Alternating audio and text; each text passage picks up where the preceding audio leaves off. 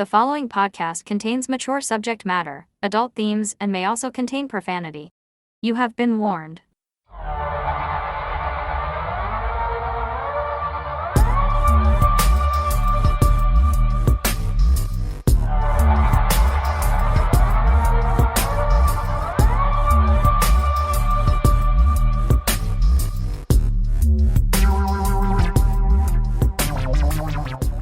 Hi everyone, welcome back to The Absurd. Woohoo! Our podcast about the absurd. That woohooer was...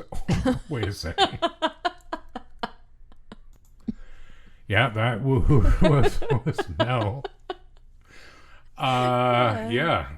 We're getting a little punchy. We've had, well, I've only had one drink. She's only on her second, but we have had cheese and it is hot. And you know how those things go together.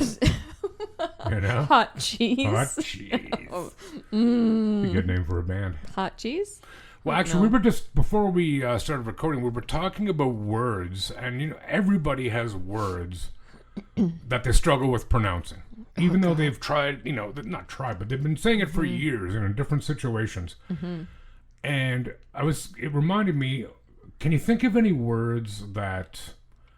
when you look at him, you're like, that is so stupid, the way it's spelled. Oh, there's so many. But you know, one that's always haunted me since like grade 6 is the word business. Business? Because I used to always spell it Buisness. Because the way it's spelled, Business, is bussiness. Right. BUIS doesn't sound like biz. No. But it sounds a lot closer than BUSI does. But no, nobody listens to the kid in grade 6. No, of course Here's not. how we're spelling the word, dick. Yeah. I think that's what my teacher said to me. But it's because he thought my name was Richard.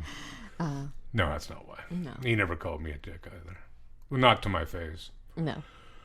So, anyway, little sidetrack there. How are you other than being hot and full of cheese? I'm great. Yeah? I'm great, yeah. Yes, it is still warm out. It's very warm. Yeah, well, we are recording the same day, so we usually do 2 episodes per get-together. Right. You know, because it's fun, eh? Yeah. You know, we got lives. Rod's got wings to eat and, you know, got stuff going on. So we try to cram it all into one. Was it you who brought up the fact that I ate 4 pounds of wings last? Yes. Yeah, right. Yeah. But they were all not on the same day.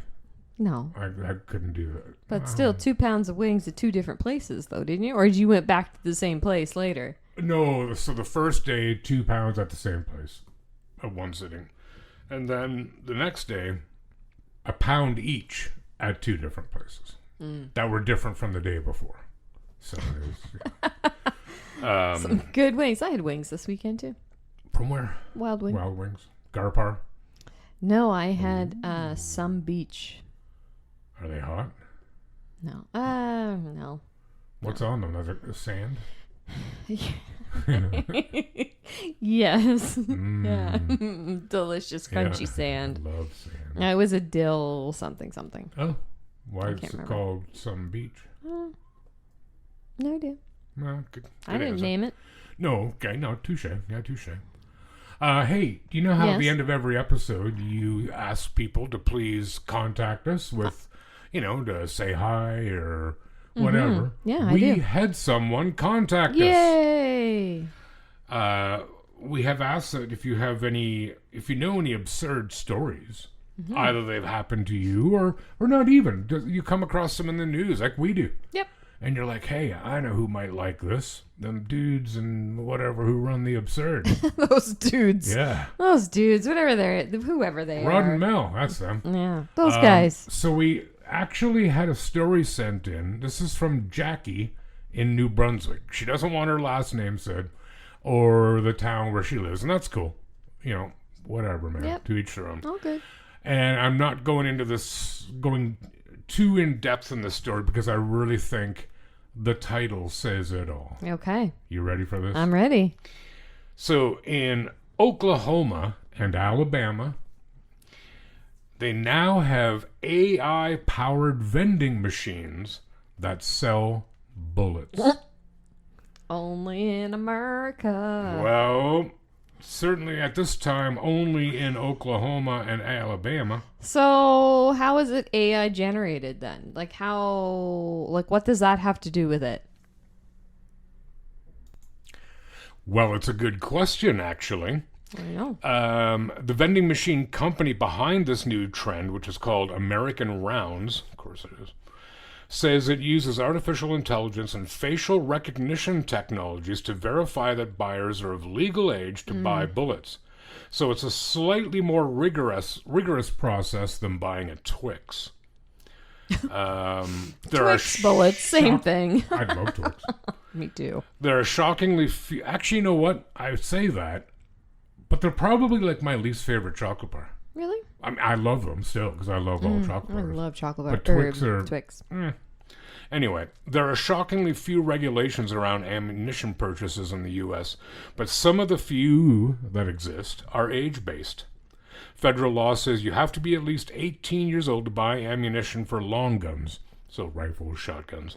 And if you want to buy bullets for handguns, you have to be at least 21. As such, American Rounds has created an identity verification mechanism for its bullet vending machines that can supposedly verify how old the person buying the ammunition is. Anybody here, including you, Mel, ever used AI for anything?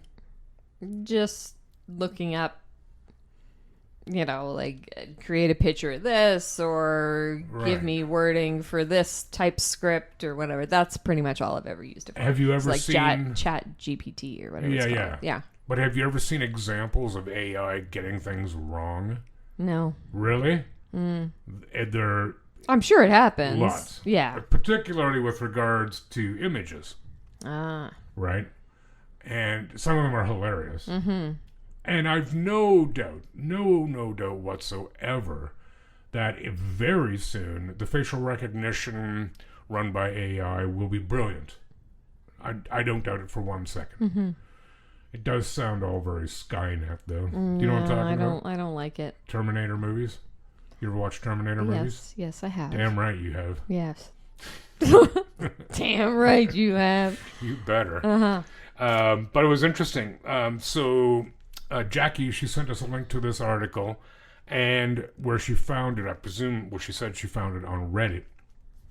So I like the one person's comment here. I won't say their username, of course, but it says, "Now I'm wondering, if this machine does dispense ammo to a minor, who's responsible? The shopkeeper who's hosting the machine, the company who operates the machine, or the company which developed the software?"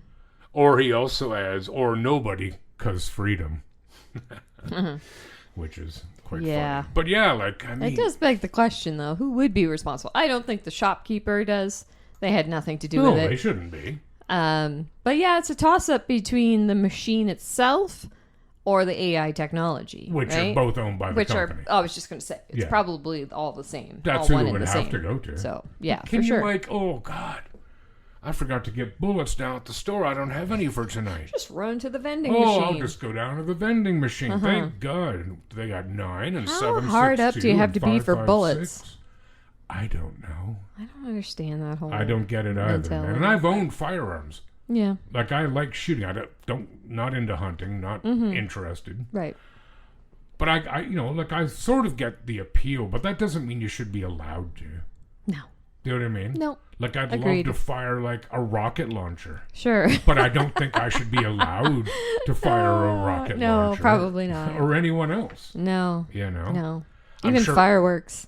I think a lot of people shouldn't operate I fireworks, think but they that's should a be whole other illegal. conversation, too. Yeah, we'll get into that. But Yeah. I think they should be banned. I agree.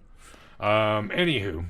So, yeah, that's just a quick story, but I thought that was Cool. very interesting. So, yeah. Well, thank you, Jackie. That was awesome. Thank you, Jackie from New Brunswick. Mm-hmm. Isn't New Brunswick the one with, like, the Viking ship on the flag? Or is that Newfoundland? Like the Blue Noser? Is that what you're thinking of? That's a Nova Scotia. Yeah. That's a schooner thingy. Yeah. I don't know what you're talking about. I'll look it up later. Anyways. Yeah. So thanks again, Jackie, for that. Yeah. I've got one here. if I may launch right into a story. You may launch. Thank you. This one's called 4 Die After Drinking from Bottles They Found in the Sea. Oh, no. 4 Sri Lankan fishermen have died, and another 2 are critically ill after consuming an unknown liquid from bottles they found while at sea, according to local media. The sailors were said to be on a fishing trip when they retrieved the bottles around 320 miles from Tangau, a town on the southern coast of Sri Lanka. The Sri Lankan Navy told reporters the fishermen had drunk from the bottles, thinking they contained alcohol. Mm-hmm. That's pretty desperate for a drink, man. Yeah, no kidding. Director General of the Sri Lankan Department of Fisheries and Aquatic Resources told several news outlets that the Navy was attempting to bring them back to shore. He reportedly said that the Navy was providing medical attention to the men aboard the fishing vessel named the Devon over concerns there was not enough time to return them to land for treatment. So obviously it's pretty desperate times. He told National News that the fishermen had distributed some of the bottles to other crews operating in the area. He added that attempts to notify these crews were being made. The Navy told local media that the Devon was being towed back to shore by another vessel. The incident has reportedly prompted protests in the coastal town, located around 120 miles, 193 kilometers from the capital of Colombo, calling for the sailors who were still alive to be returned to land. Authorities are now investigating the contents of the bottles. So people are protesting because the sailors haven't been brought back to land. Because they're trying to get them better at sea. Like, because they didn't think they were stable enough. Right. Yeah. To come back to land. But what are you thinking? Oh, my God. Like, you find bottles floating in I wonder what's in here. Let's drink it. Well, like... Could be like horse piss or something. Like, if it could be lucky, anything. Like, obviously, it was something... potentially toxic, like, yeah, I don't think I'd be first in line to do that. Like, and giving them to other ship's crews, like, thanks for sharing. You were obviously raised well, but awesome. Here, drink this foreign substance. Let's see what happens. I get the curiosity. Totally. Like, if it was in a boat and things were boring, you're fishing. And you pull some, but I wonder, like, were they just floating? Obviously, it wasn't one bottle. I don't know. The story is a bit skint on information. Interesting. But I like it. Would you do it? No. I've never been that pressed. Like, if I thought it was water and I was dying of thirst, all right, maybe. Maybe. But a booze drink, I'd be like, nah. I'll wait till I get home. But they didn't even know if it was booze or not. That's the other They thing. did it on the hopes it was alcohol. You might want to check into a 12-step program of some kind. Yeah. Dummies. I should ask my friend. He lives in Sri Lanka like 6 months of the year. Oh yeah. Yeah, man. Oh. You see if you find some bottles. No, but I don't know. Anyway, send us one. You got something for us? Yeah, sure. What you got? Oh, I got something in Florida. Cause go figure. Those are the best ones. Odds? If you just type it into Google and put like Florida man. And then your birthday. And then you get... No, I didn't do that. But I just typed in Florida man and then all these articles come up. It's great. We have our own equivalent now, though. Do we? In Canada. What? Brampton man. Brampton man? Yeah. Anyway, sorry. Go ahead. Anyway. So this is in Orange County. Mm-hmm. A man died of asphyxiation after girlfriend locked him in a suitcase for up to 11 hours. Ugh. Okay, so I wonder how big the suitcase was, but go ahead. Yeah. I know, right? A medical examiner has determined a Florida man died of asphyxiation, citing the manner of death as a homicide after his girlfriend locked him in a suitcase.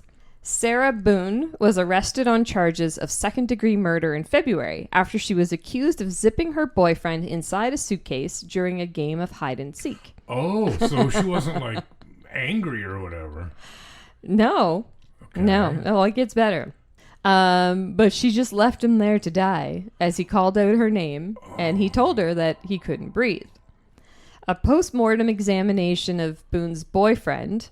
he was 45-year-old Jorge Torres Jr., revealed that he died in positional asphyxia with environmental suffocation consistent with prolonged confinement. So poor dude's all wrapped up like a pretzel, and he just can't breathe. The report also revealed that Torres had alcohol in his system at the time of death. Boone told investigators that she and Torres drank alcohol during the night, and she passed out in her bed before letting her boyfriend out of the suitcase, where he would later die, according to court records. Oh, so he didn't die in the suitcase. Wow, okay. Yeah, I think it was after or something, but based on the medical examiner's finding, they estimated that Torres had been in the suitcase for up to 11 hours or more. A report showed that Torres had a black eye and other bruises and cuts on his head.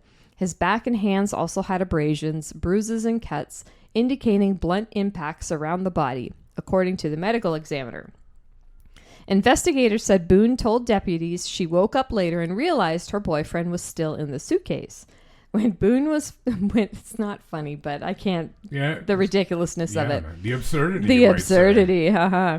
When Boone found Torres unresponsive in the suitcase, she told deputies she called her ex-husband, who lived a few minutes away.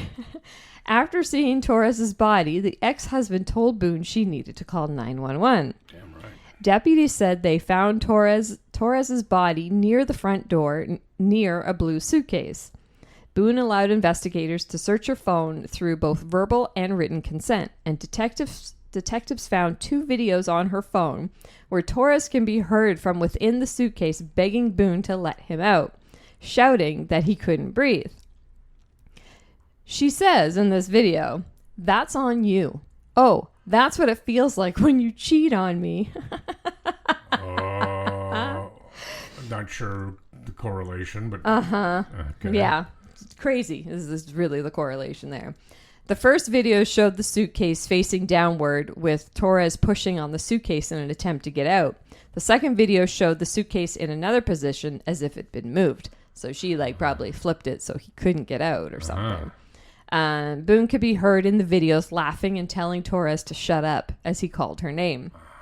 Boone told Torres this was for everything you've done to me, according to the video.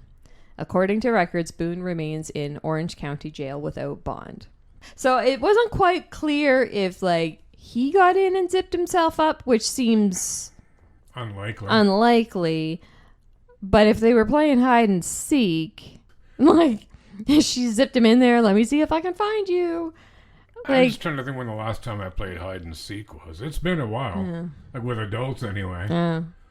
But could you not, I've never been inside a suitcase. I have. Huh? I have.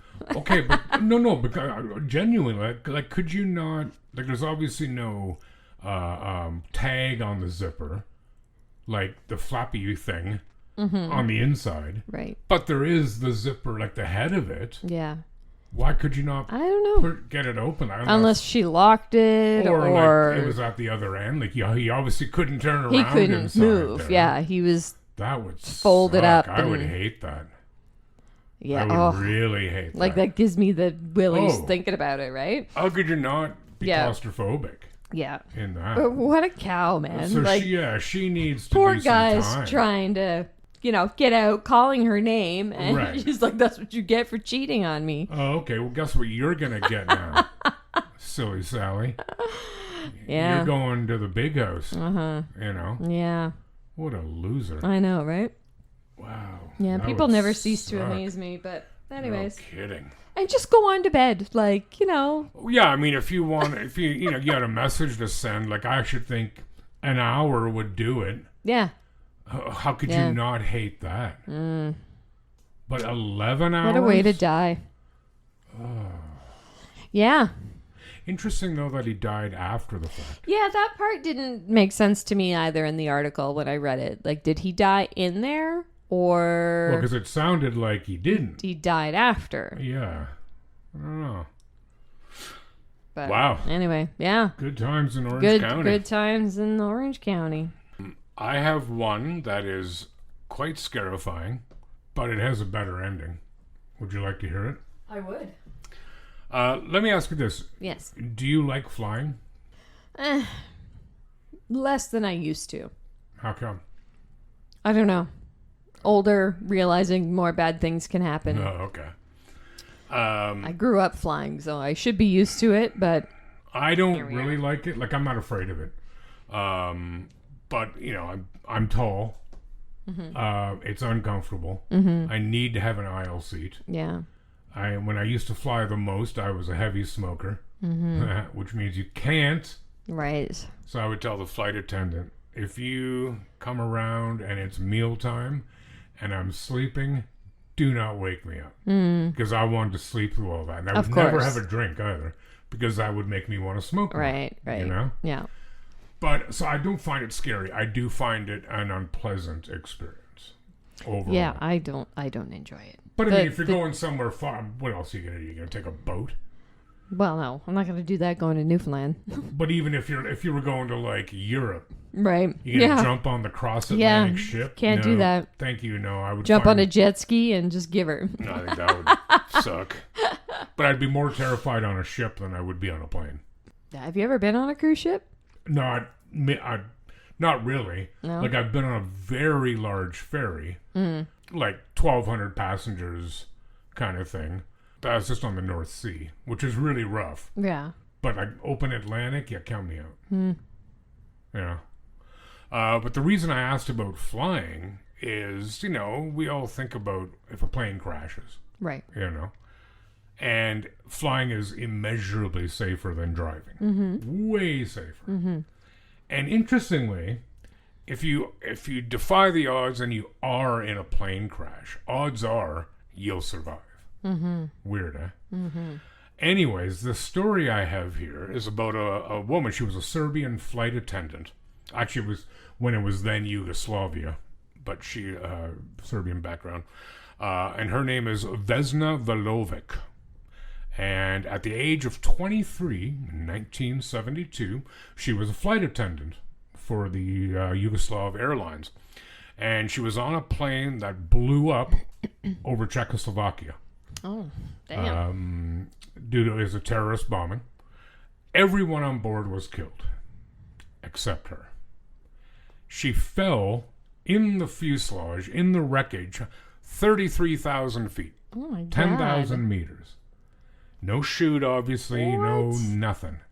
And she survived. How the heck did she land in a tree? I don't know. Well, in an interview 30 years later, Vulovic told her own story. This catastrophe began by chance when her employer, Jet Airways, mixed up her schedule with another attendant named Vesna. The scheduled flight was to Denmark, and she had said that since she had a deep love for the Beatles, she always dreamed of staying in a Sheraton hotel. Oh, my gosh. She took the shift and was very happy. She recalled that one particularly grumpy passenger had checked his bag for the connecting flight but didn't board. She believes a bomb was placed inside his bag. The last thing I remember is boarding the plane by the rear door and seeing a few women cleaning the plane. She has no recollection of the flight itself. All of the 28 people on the flight died except for Vulovic. And since she has no memory of the flight or the crash, no one is quite sure how she survived. Some believe she was belted into a seat that fell into a river. A Belgrade newspaper reported she was in the back of the plane, which landed at the perfect angle on a snow-covered slope upon impact. Doctors told Vulovic that her heart should have burst upon impact, but attributed her survival to low blood pressure. Wow. The plane's fuselage separated from the rest of the plane and landed in a heavily wooded area near a village in Czechoslovakia. The reporter asked about the theories, saying, "The reports say that you fell in a part of the fuselage that remained intact. Some of the reports said that you were in the back of the aircraft." Vulovic replied, "No, I was not in the back. The man who found me told me that I was in the middle part of the plane. I was found with my head down and my colleague on top of me. One part of my body with my leg was in the plane and my head was out of the plane. A catering trolley was pinned up against my spine and kept me in the plane." Former Second World War medic Bruno Honka found Vulovic screaming inside the wreckage. She had a broken skull that led to hemorrhaging, 3 broken vertebrae, one that was completely crushed, a broken pelvis, and broken legs. Though she was paralyzed from the waist down when she woke up in the hospital, she eventually regained motion and the ability to walk. The BBC reported that Vulovic made a full recovery and returned to the airline to work at a desk job until she was let go in 1990, after taking part in protests against President Slobodan Milosevic, but avoided arrest. For those of you who are of a certain age and who study history, you know that name, President Slobodan Milosevic. Do you know that name? No. Remember all the crap that went down in the 90s in the former Yugoslavia, the ethnic cleansing? Yes. He's the one that orchestrated it. Got it. In 2016, at the age of 66, a Serbian radio station reported Vulovic's death without specifying the cause, per the New York Times. Wow. So, yeah, like I had read, the plane had landed in a swampy area. Mm-hmm. I have read from a number of sources that the food cart that was on, the air stewardesses used and flight attendants used to, deliver drinks and whatever, had her pinned against part of the fuselage. It prevented her from flying out of it. Right. So I don't think there is one explanation. I think there's a whole set of variables, Sure. as is usually the case. Yeah. Man. But can you imagine What a that? story to tell. But weirdly, it doesn't remember it. Crazy. Well, it's probably like those trauma. It's like, you yourself have given birth twice, and women will often say how painful it is, which I don't doubt for a second. Mm-hmm. But nobody actually remembers the full extent of the pain because your Right. brain is like, yeah, you know what? You don't need to remember this. You're focused on other things too, right? And it's like as a kid, you can have a traumatic experience and not remember it and still suffer from the trauma. Yep. Right? Yep. So, but yeah, very lucky woman. But I didn't put everything in here. She was very active against the president of then Yugoslavia. Right.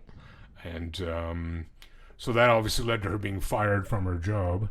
It was never suggested that she died, that her death was suspicious. Mm-hmm. And she died 20 years after all that action. Right. But yeah, what a harrowing My tale. goodness. That's pretty spectacular to come away with Sure is. just that. Yeah. I mean, she was a mess, but she recouped.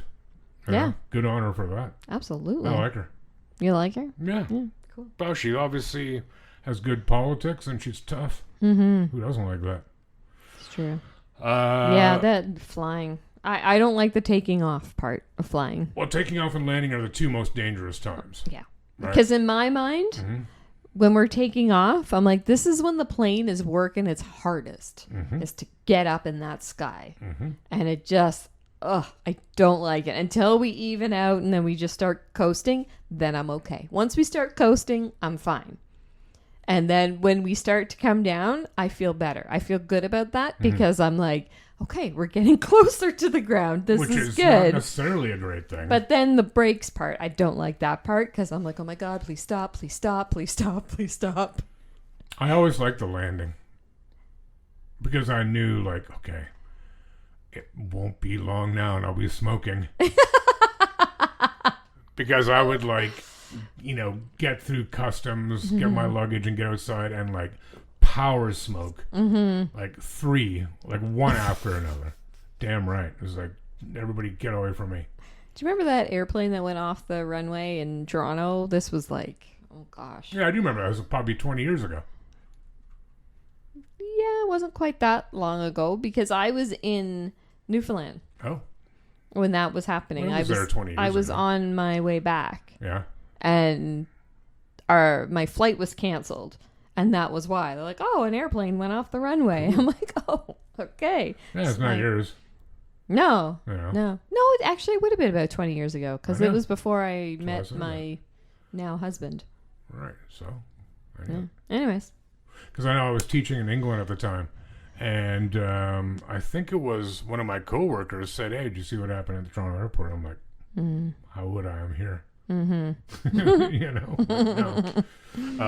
no, and that was it. I remember that. Yeah, cool.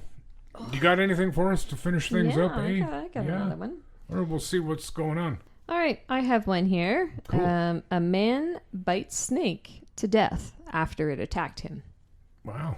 Got so Actually, mad. that surprised the snake, eh? That's what you get for biting me. Anyway, sorry, go ahead. That's okay. Aman in India bit a snake back after it attacked him, resulting in the snake's death. Oh. The third... oh, poor Snakey. The 35-year-old railway worker, Santosh Lohar, was working in a forested region near the city of Nawada in India, where the incident occurred on a Tuesday evening. When Lohar went to sleep, the reptile suddenly attacked him. He reacted by rapidly seizing the snake and biting it back twice. Not just once, but twice. Twice. Right. Killing the creature. In some parts of India, there is a superstition that biting a snake transfers the venom back to the reptile.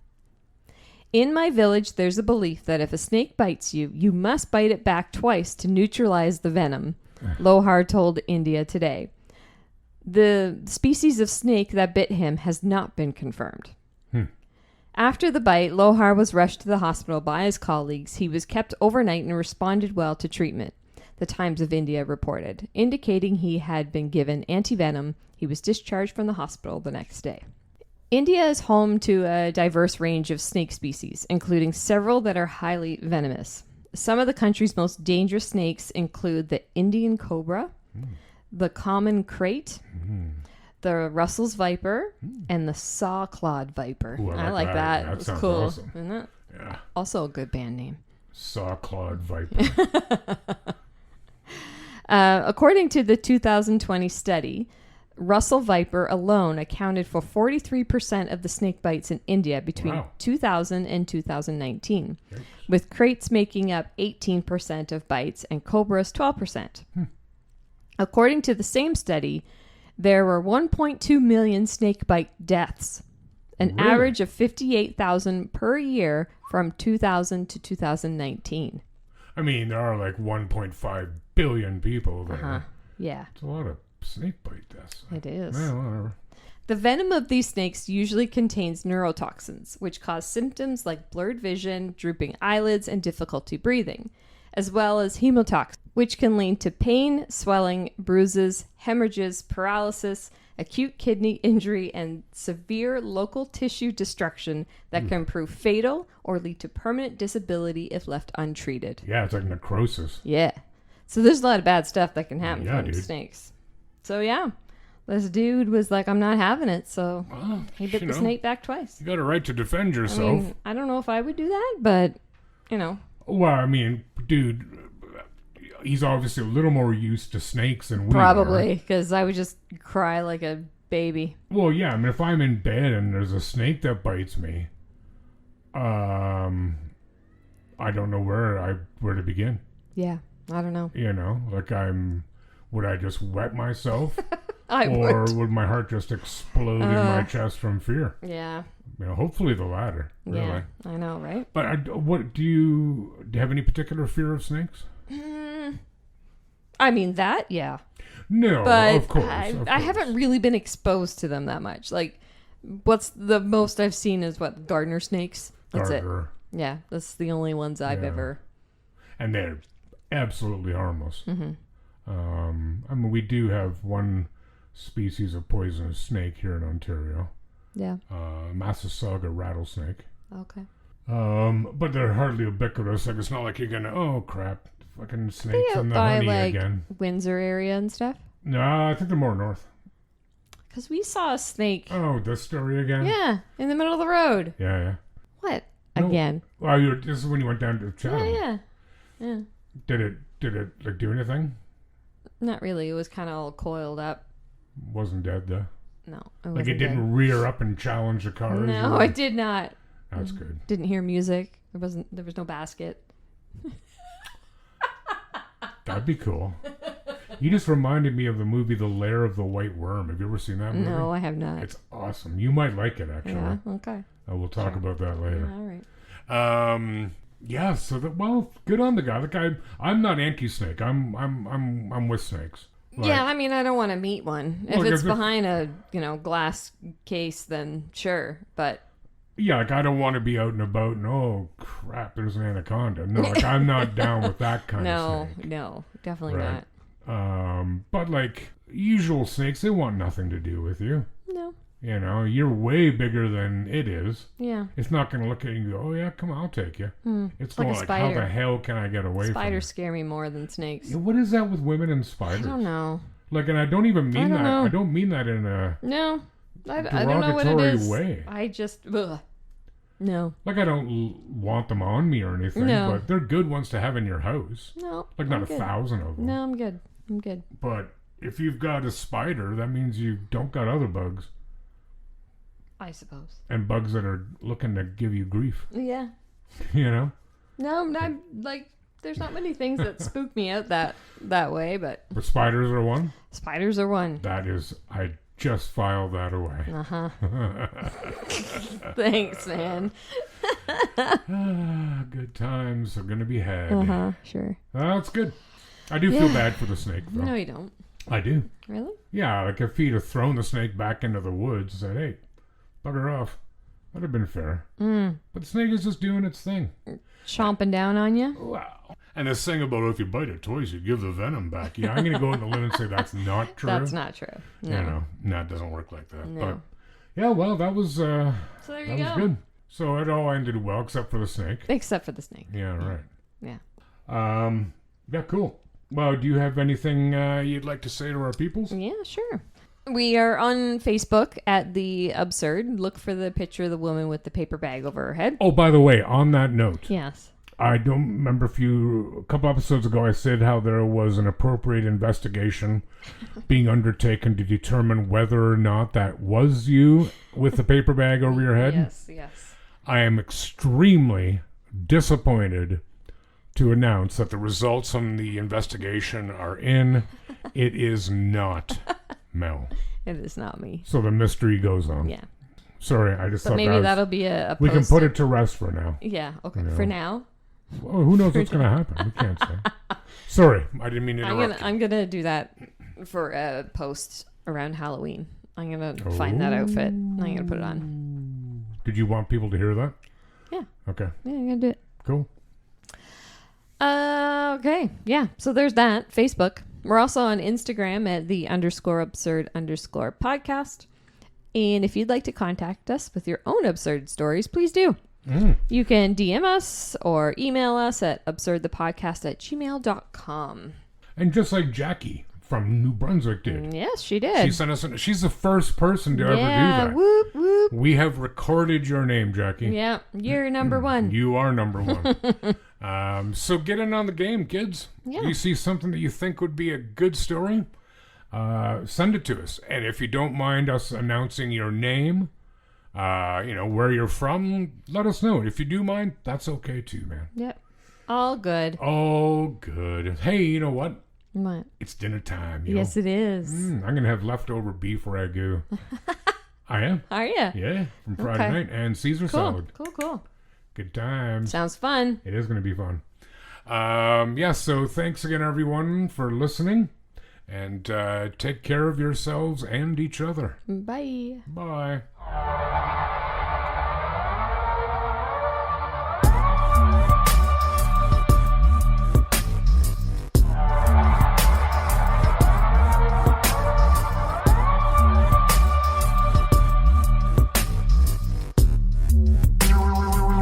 The Absurd Podcast is written, produced, and recorded by Rod and Mel.